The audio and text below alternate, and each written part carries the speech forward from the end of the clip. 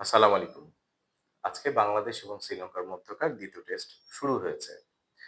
যেটা দেখা গেছে যে টসে জিতে বাংলাদেশ আজকে ব্যাটিং করেছে এবং যেটা আমরা গত ম্যাচেও দেখেছিলাম যে ওপেনাররা ভালো স্টার্ট করতে পারেনি এবং এর মধ্যে থেকে হাইলাইটেড পয়েন্ট এটা যে এনামুল হক বিজয় উনি ৩ ইনিংসের মধ্যে ২য় বার ১০ বল খেলে ০ রানে আবার আউট হয়েছেন। তো টোটাল সেক্ষেত্রে তার ৩ ইনিংস মিলে রান দাঁড়ালো মেবি ৪ অথবা ৫ আমার যদি ভুল না হয় এরকমই ৪। আচ্ছা, উনাকে নিয়ে কথা বলার আগে আমি গতকালকে যেটা ইংল্যান্ড এবং ইন্ডিয়ার যে টেস্টটা ছিল, যারা আপনারা দেখেছেন, সেইখানে ইংল্যান্ড ৩৭১ রান তাড়া করে ইন্ডিয়ার সঙ্গে জয়লাভ করেছে। ৫ উইকেটে জয়লাভ করেছে। এই কথাটা বলার এইজন্যই বললাম যে আসলে খেলা কত চেঞ্জ হয়ে গেছে। আমরা কখনোই আসলে আগে দেখিনি। যেটা আমরা শুনতাম বা যেটা আমরা দেখেছি নিজেরাও যে যখনই 4th ইনিংসে কোন একটা দলকে ৩০০ প্লাস রান চেস করতে দেওয়া হয়, সেক্ষেত্রে অটোমেটিক্যালি সেই দল ধরেই নেওয়া হয় যে সেই দল সেটা পারবে না এবং যারা বোলিং সাইড আছে তারা 80% জয়লাভ করবে। কিন্তু এখন খেলাটা কত ফাস্ট হয়ে গেছে যে কতগুলো লেয়ার আমরা খেলাতে দেখতে পাচ্ছি। যখন সাউথ এশিয়ায় আমরা শ্রীলঙ্কা, ইন্ডিয়ার খেলা দেখছি, বাংলাদেশের খেলা দেখছি, তখন দেখা যাচ্ছে ২০০ রান করার জন্য বাংলাদেশের মতন দলকে বেগ পেতে হয়। গতবার ভালো খেলেছে কিন্তু এটা তো কন্টিনিউয়াসলি হয় না। অথবা দেখা যাচ্ছে ৩০০ রান করার পরে আর বেশি ৪০০ হবে সেটা হয় না। অথবা যখন বেশি কোনো রান চেস করতে হবে সেই জায়গাতে দেখা যাচ্ছে মানসিকভাবে কত দুর্বল হয়ে পড়ে। সেই জায়গায় ইন্ডিয়া, ইংল্যান্ড অথবা অস্ট্রেলিয়া অথবা নিউজিল্যান্ডের কথা যদি বলি, বিশেষ করে গতকালকের ম্যাচ দিয়ে যদি আমরা উদাহরণ হিসাবে দেখি, তাহলে সেটা হিউজ ডিফারেন্স তৈরি হয়ে গেছে।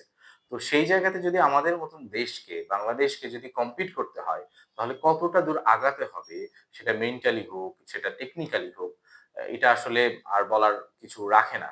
কারণ মাত্র ঘুরে ফিরে কিন্তু ৮ ১০ টা মাত্র দল যারা টেস্ট খেলে। তো যেভাবে করে ওয়ার্ল্ড ক্রিকেট আগাচ্ছে সেই জায়গা থেকে আমাদেরকে অবশ্যই অনেক আগাতে হবে।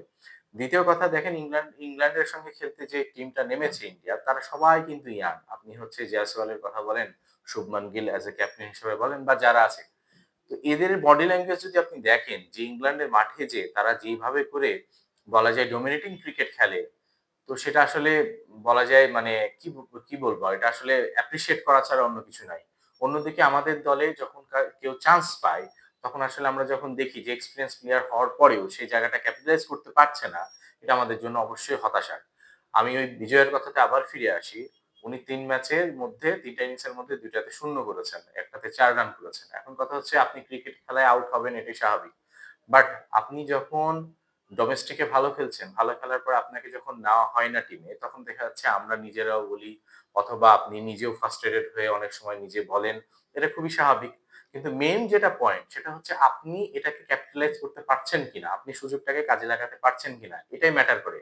কারণ দিন শেষে আপনি এজ দিয়েই হোক, ৬ মেরেই হোক আর যেটাই হোক না কেন, আপনাকে রানই করতে হবে। এই রানের বিকল্প কোনো কিছু নাই।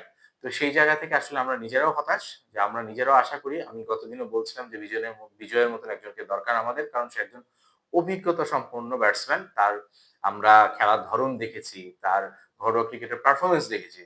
কিন্তু দিন শেষে আসলে আপনি যখন এসে ফাইনালে বা আপনার যেই জায়গাতে রান করার কথা সেখানে রান করতে পারবেন না।